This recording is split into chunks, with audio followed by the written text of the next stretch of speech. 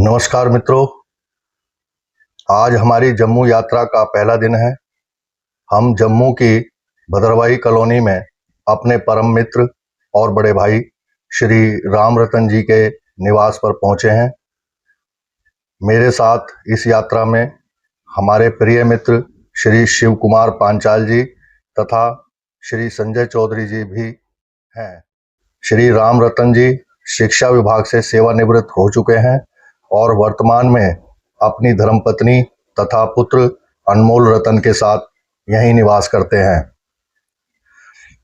जम्मू पहुंचते ही हमें ऐसा महसूस हुआ जैसे हम किसी मित्र के घर नहीं बल्कि अपने ही परिवार के बीच आ गए हों। वीडियो में आप देख सकते हैं कि हम मुख्य सड़क से होते हुए इस शांत और सुंदर गली में प्रवेश कर रहे हैं। दोनों ओर बने घर पहाड़ी क्षेत्र की विशिष्ट बनावट और लोगों की सरल जीवन शैली जम्मू की आत्मीयता का परिचय देती है। गली के आगे बढ़ते हुए हम श्री राम रतन जी के निवास तक पहुंचते हैं। यहाँ हमारा जिस आत्मीयता और स्नेह के साथ स्वागत हुआ उसे शब्दों में व्यक्त करना आसान नहीं है। भारतीय संस्कृति में अतिथि को देवता माना गया है और श्री राम रतन जी ने इस परंपरा को पूरी तरह जीवंत कर दिया है। रात्रि विश्राम के दौरान उन्होंने हमारे आराम, भोजन और अन्य सभी आवश्यकताओं का विशेष ध्यान रखा। यात्राओं की वास्तविक सुंदरता केवल स्थानों में ही नहीं बल्कि उन लोगों में होती है जिनसे हम रास्ते में मिलते हैं। कई बार कोई भव्य होटल भी वह अपनापन नहीं दे सकता जो किसी मित्र के घर की एक साधारण चारपाई दे देती है। रात हंसी मजाक, पुरानी यादों और आने वाली यात्राओं की योजना के बीच कब बीत गई पता ही नहीं चला। अब सुबह हो चुकी है। जम्मू की सुबह अपने आप में एक अलग अनुभव है। हल्की ठंडी हवा, पक्षियों की मधुर आवाजें और दूर दूर तक फैली पहाड़ियों का दृश्य वातावरण को अत्यंत मनमोहक बना देता है। हम सभी स्नान आदि से निवृत्त होकर आज की यात्रा के लिए पूरी तरह तैयार हैं। आज हमारा लक्ष्य है भगवान शिव के प्रसिद्ध धाम शुद्ध महादेव और नाग देवता मंदिर के दर्शन करना। यह केवल एक पर्यटन यात्रा नहीं बल्कि एक आध्यात्मिक यात्रा भी है। यात्रा शुरू करने से पहले हम राम रतन जी और उनके परिवार का पुनः धन्यवाद करते हैं जिनके स्नेह ने हमारी इस यात्रा को और अधिक यादगार बना दिया। अब हम वाहन में बैठ चुके हैं।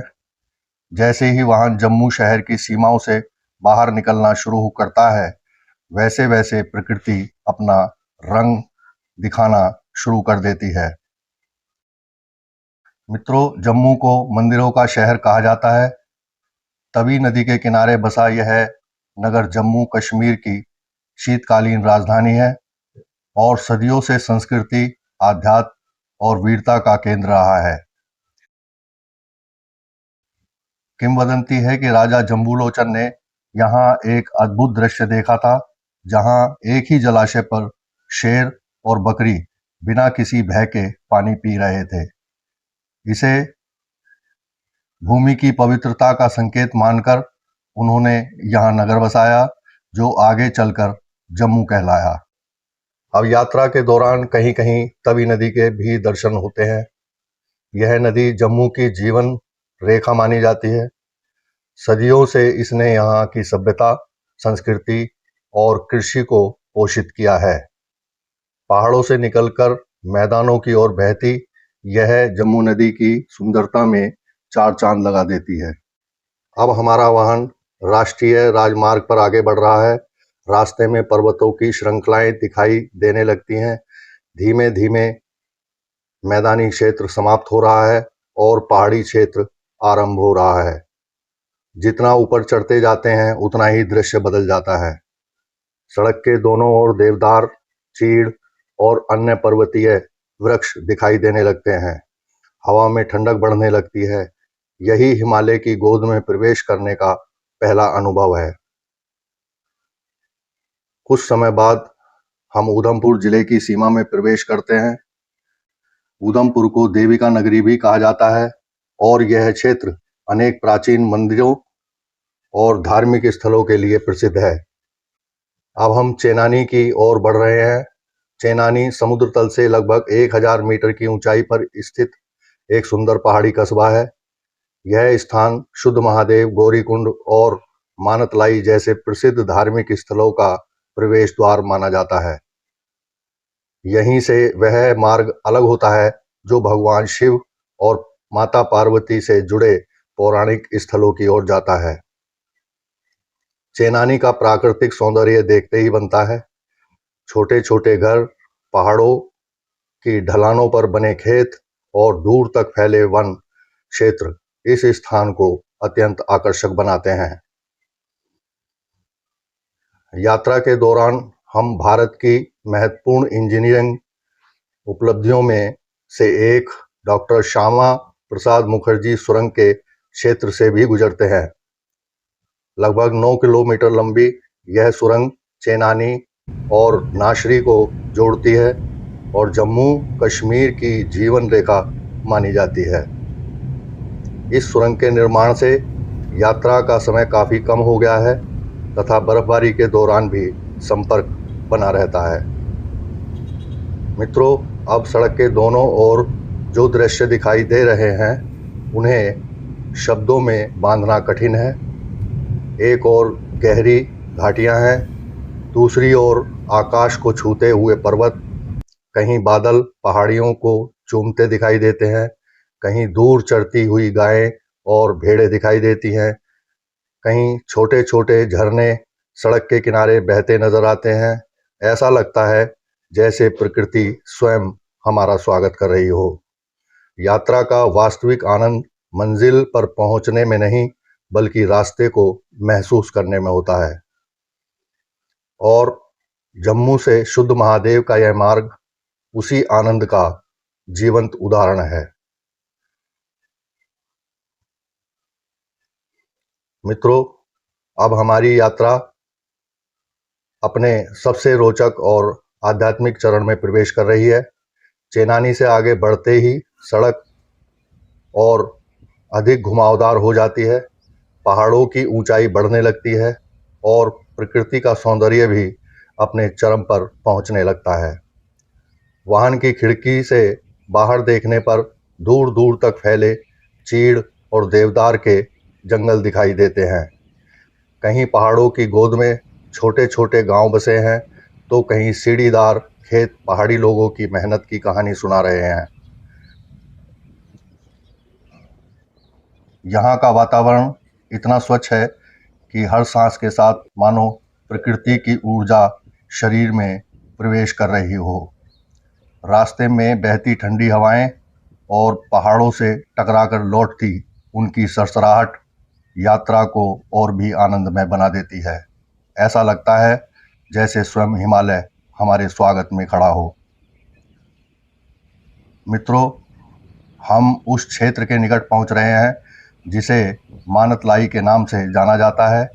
मान्यता है कि यही वह स्थान है जहां माता पार्वती ने भगवान शिव को पति रूप में प्राप्त करने के लिए कठोर तपस्या की थी।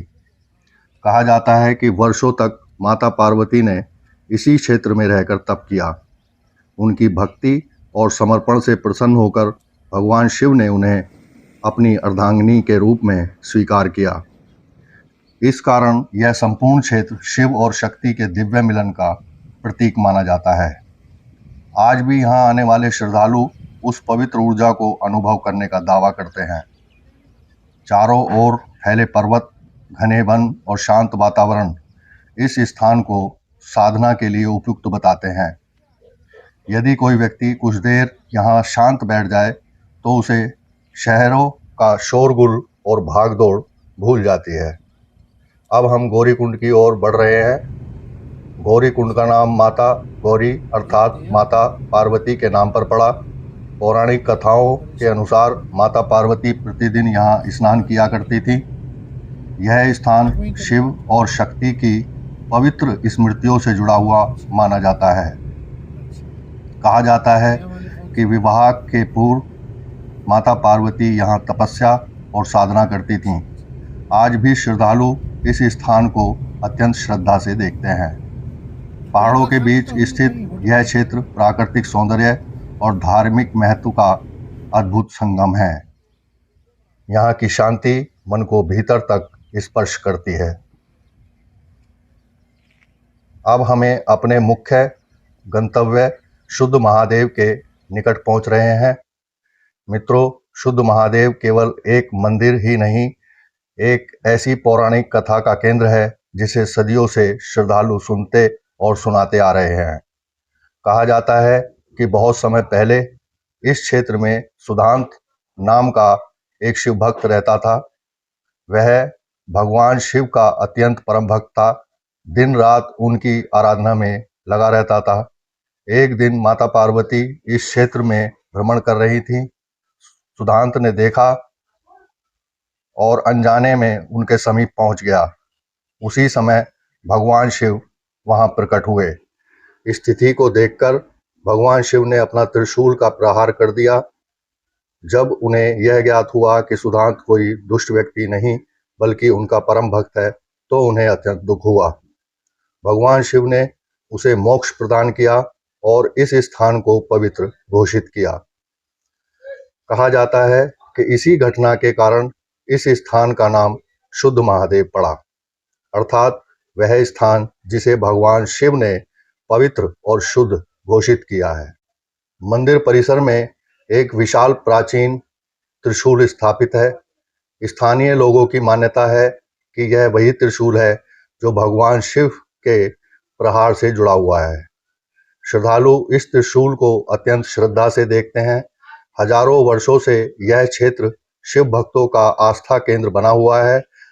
जब आप इस त्रिशूल के सामने खड़े होते हैं तो मन में एक अद्भुत श्रद्धा का भाव उत्पन्न होता है।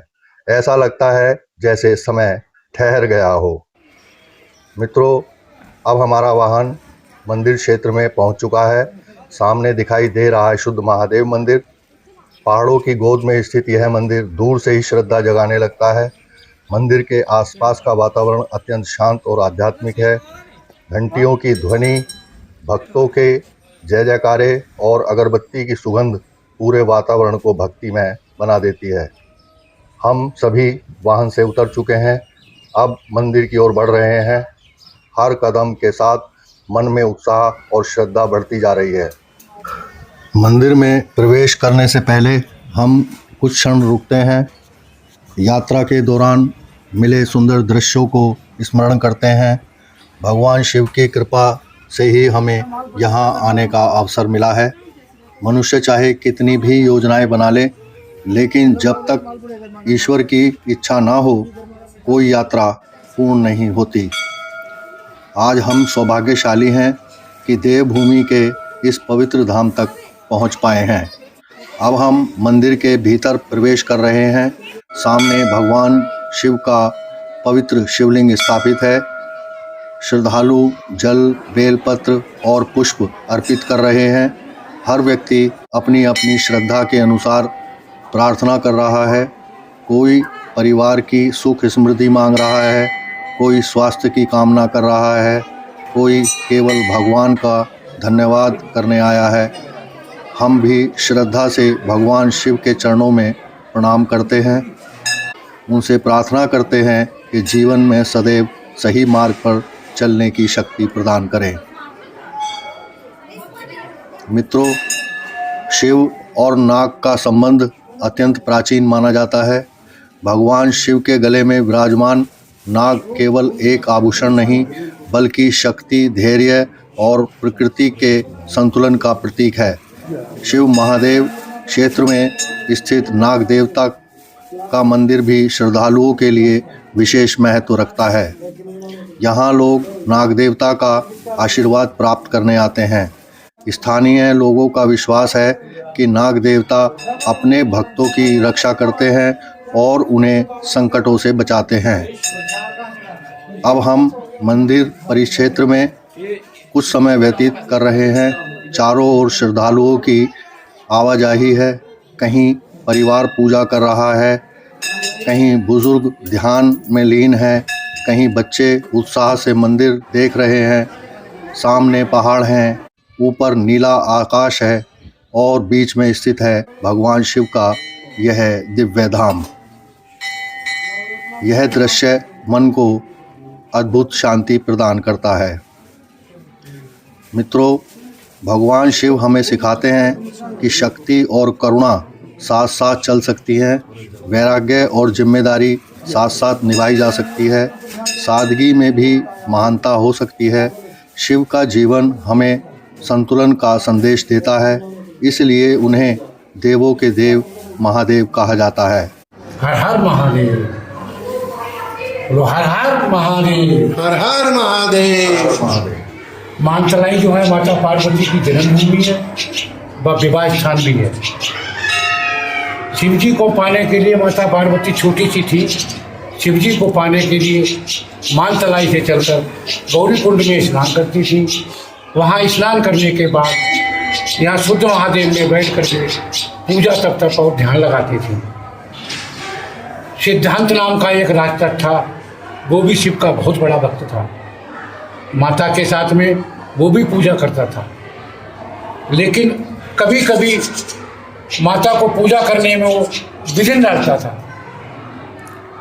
एक दिन माता पार्वती ने मन ही मन में भोलेनाथ से अर्जी लगाई कि मेरे को ये पूजा करने में तंग करता है। उसी समय कैलाश पर्वत पे भोलेनाथ की समाधि खुली। समाधि खुलते ही भोलेनाथ ने अपना त्रिशूल उठाया और वहाँ से फेंका। उस सिद्धांत नाम के राक्षस के लगा, उस त्रिशूल के 3 खंड हो गए और सिद्धांत नाम का राक्षस था वो धराशायी होकर जमीन पर गिर पड़ा। शिवजी महाराज यहाँ स्वयं चल करके आए। उस राक्षस से बोले, बता तू क्या चाहता है? उसने कहा, प्रभु हम कुछ नहीं चाहते हैं, आप अपने नाम के साथ मेरा नाम जोड़ लीजिए और आने वाले समय में मेरा नाम चलता रहे, मेरे को लोग पापी ना कहें। इसीलिए इस स्थान का नाम शुद्ध महादेव पड़ा। यहाँ इस मंदिर में परिसर में 11 महात्माओं की समाधि लगी है। सबसे पहले बाबा रूपनाथ ने इस मंदिर में पूजा की। उन्होंने आज से 2200 साल पहले जमीन के अंदर जिंदा समाधि लगाई। उन्हीं ने इस धूने को प्रचंड किया है। ये धूना 2200 साल से कंटिन्यू चलता है। इसकी 2200 साल से आग बंद नहीं हुई है। इसकी भभूति जो भी निकलती है वो प्रसाद के ही रूप में निकलती है। इसकी भभूति बाहर निकाल के फेंकी नहीं जाती है। बोलो हर हर महादेव। आओ बच्चों, लो आओ बच्चों, आओ किसी आओ, बैठ करो।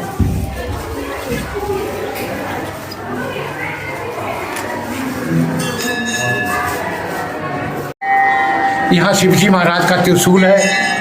ये किस धातु का है? कई एक बंदे यहाँ रिसर्च करने के लिए यहाँ से टुकड़ा काट के ले गए, लेकिन आज तक एक किसी ने पता नहीं लगा पाया ये किस धातु का त्रिशूल है। इस पर कुछ लिखा हुआ भी है, वो भी आज तक किसी ने नहीं पढ़ पाया। आइए इस पर क्या भाषा लिखी हुई है और ये कितना लंबा है, ये भी आज तक किसी ने पता नहीं लगा पाया कि कितना लंबा ये है त्रिशूल। हर हर ये त्रिशूल के बराबर में एक चीज और लगी हुई है, वो क्या है? त्रिशूल के 3 पार्ट हैं। अच्छा, उसके 3 खंड हो गए। जब उसके लगा उसके 3 खंड हो गए। ये भी नहीं पता कि कितना करोड़ जी, मंदिर का निर्माण कर हुआ, ये भी नहीं मालूम। मंदिर के निर्माण चिनैनी के राजा ने इसका निर्माण कराया आज से करीबन 3500-4000 साल पहले। बहुत पुराना हो गया। जी, ये प्राचीन का है, आज का तो लोग द्वापर युग का है। शिव की शादी सती के साथ हुई, द्वापर में शंकर जी की शादी पार्वती के साथ हुई। चलिए प्रभु, आपने जानकारी दी, आपका बहुत बहुत धन्यवाद। धन्यवाद आपको भी। जय जय महादेव। जय भोले। मित्रों, शुद्ध महादेव मंदिर के दर्शन के पश्चात अब हम बढ़ रहे हैं इस क्षेत्र के एक और अत्यंत प्राचीन श्रद्धा के केंद्र माने जाने वाले स्थल की ओर, जिसे नाग देवता का मंदिर कहा जाता है। जैसे ही हम मंदिर की ओर बढ़ते हैं, वातावरण में एक अलग प्रकार की शांति महसूस होने लगती है। पहाड़ों के बीच स्थित यह क्षेत्र प्रकृति और आध्यात्म का अद्भुत संगम प्रस्तुत करता है।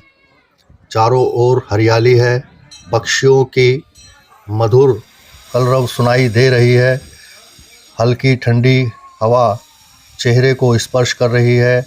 ऐसा प्रतीत होता है जैसे प्रकृति स्वयं इस पवित्र स्थान की रक्षा कर रही है। सनातन धर्म में नागों का विशेष महत्व है। नाग केवल एक जीव नहीं, बल्कि ऊर्जा, संरक्षण, जागरूकता और प्रकृति की शक्तियों के प्रतीक माने जाते हैं। भगवान शिव स्वयं अपने गले में वासुकी नाग को धारण करते हैं। भगवान विष्णु शेषनाग पर शयन करते हैं। भगवान श्री कृष्ण ने कालिया नाग का दमन किया था। समुद्र मंथन में भी वासुकी नाग की महत्वपूर्ण भूमिका रही। इस प्रकार नाग भारतीय संस्कृति और आध्यात्मिक परंपरा का अभिन्न अंग हैं। अब हम धीरे धीरे नाग देवता के मंदिर के निकट पहुंच रहे हैं। रास्ते में छोटे छोटे श्रद्धालु समूह दिखाई दे रहे हैं। कुछ परिवार सहित आए हैं, कुछ युवा मित्रों के साथ यात्रा कर रहे हैं, कुछ वृद्ध श्रद्धालु वर्षों पुरानी मनोकामना पूर्ण होने पर यहाँ दर्शन के लिए पहुँचे हैं। हर चेहरे पर श्रद्धा का भाव स्पष्ट दिखाई देता है। और अब सामने दिखाई दे रहा है नाग देवता मंदिर। पहाड़ों की गोद में स्थित यह मंदिर अत्यंत सरल लेकिन अत्यंत प्रभावशाली दिखाई देता है। कई बार भव्यता बड़ी इमारतों में नहीं होती, भव्यता उस आस्था में होती है जो किसी स्थान को पवित्र बनाती है। नाग देवता मंदिर भी ऐसा ही एक स्थान है। यहाँ पहुँचते ही मन स्वतः श्रद्धा से भर उठता है। स्थानीय लोगों की मान्यता है कि नाग देवता इस क्षेत्र के रक्षक हैं। सदियों से यहाँ के लोग नाग देवता को प्रकृति और जीवन के संरक्षण के रूप में पूजते आए हैं। कहा जाता है कि सच्चे मन से की गई प्रार्थना यहाँ अवश्य सुनी जाती है। कई श्रद्धालु अपनी मनोकामना पूर्ण होने के बाद पुनः यहाँ धन्यवाद अर्पित करने आते हैं। अब हम मंदिर परिसर में प्रवेश कर रहे हैं। घंटी की मधुर ध्वनि वातावरण में गूंज रही है। अगरबत्ती और धूप की सुगंध पूरे परिसर को भक्तिमय बना रही है। श्रद्धालु कतारबद्ध होकर दर्शन कर रहे हैं। हम भी श्रद्धा के साथ आगे बढ़ते हैं। अपने जूते बाहर उतारकर, हाथ जोड़कर, मन को शांत करके हम मंदिर के भीतर प्रवेश करते हैं। अब हम नाग देवता के समक्ष खड़े हैं। इस पवित्र क्षण में शब्दों की आवश्यकता नहीं होती, यहाँ केवल श्रद्धा बोलती है। हम अपने परिवार, मित्रों, शुभचिंतकों और सभी दर्शकों के सुख, स्वास्थ्य और समृद्धि की कामना करते हैं। प्रार्थना करते हैं कि जीवन में आने वाली बाधाओं को पार करने की शक्ति प्राप्त हो। प्रार्थना करते हैं कि मन में सदैव सद्भावना और सकारात्मकता बनी रहे। मित्रों, यात्रा केवल स्थानों को देखने का नाम नहीं है। यात्रा उन लोगों के साथ बिताए गए समय का नाम है जो उसे यादगार बना देते हैं। मेरे साथ इस यात्रा में श्री शिव कुमार पांचाल जी और श्री संजय चौधरी जी हैं। ये मंदिर इच्छाधारी नागदेव का मंदिर है। ये यहाँ इच्छाधारी नागदेवता ब्रह्मचारी की रूमा प्रकट हुए यहाँ पे, इसलिए इसके अंदर लेडीज लोग ने जाते हैं। उसके बाद ब्रह्मचारी जी ने यहाँ 22 साल तपस्या की थी, शेषनाग जी की तपस्या करने के बाद फिर पिंडी रूप में विराजमान। काफी लोग यहाँ मन्नत मांगते हैं, पूरी होती है। 800 साल पुराना मंदिर है ये। पूरा मंदिर लकड़ी का ही है।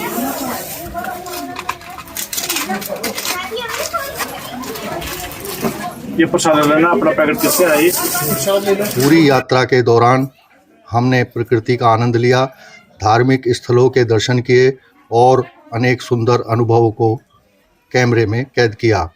ऐसी यात्राएं मित्रता को और मजबूत बना देती हैं। इस अवसर पर हम पुनः श्री राम रत्न जी और उनके परिवार का आभार व्यक्त करते हैं। उनके स्नेह, आतिथ्य, आत्मीयता ने हमारी यात्रा को विशेष बना दिया। आज के समय में जहां लोग व्यस्तताओं में घिरे रहते हैं, वहां ऐसा अपनापन वास्तव में दुर्लभ है।